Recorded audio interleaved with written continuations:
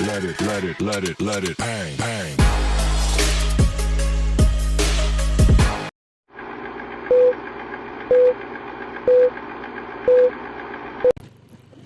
Good morning mga pabigat. So, pupunta ko ngayon sa Pasilak Farm.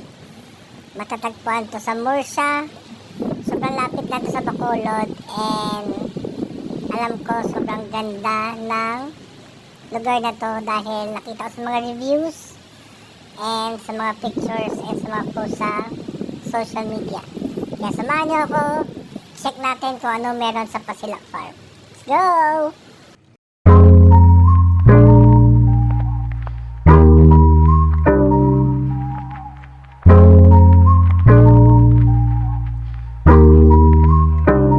Let me show you something.